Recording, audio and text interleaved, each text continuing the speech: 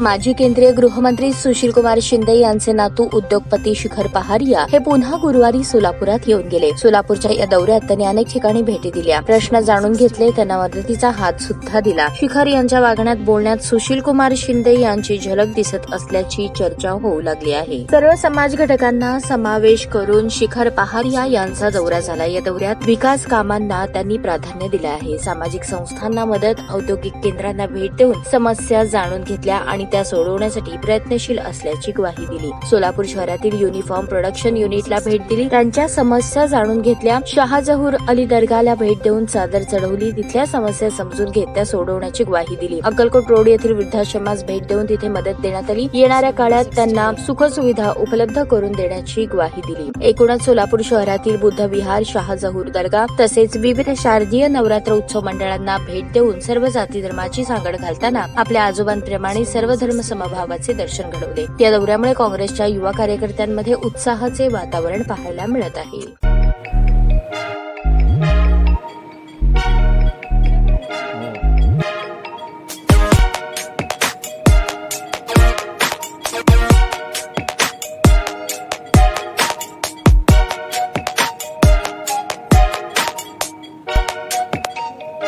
सोलापूर शहरातील सुप्रसिद्ध हॉस्पिटल म्हणजे सेंट्रल मल्टी स्पेशालिटी हॉस्पिटल मागील अनेक वर्षापासून सेवा बजावत आहे। 24 तास इमर्जन्सी सर्व्हिस, मॉडर्न टेक्नॉलॉजी, अनुभवी डॉक्टर्स तसेच अत्याधुनिक तंत्रज्ञान सुविधांनी सुसज्ज स्त्रीरोग, प्रसूती विभाग, ऑर्थोपेडिक विभाग, मेडिकल विभाग आणि इतर एकमेव नाव म्हणजे सेंट्रल मल्टी स्पेशालिटी हॉस्पिटल। पत्ता गणेशपेठ शॉपिंग सेंटर, मंगळवार बाजार, सोलापूर।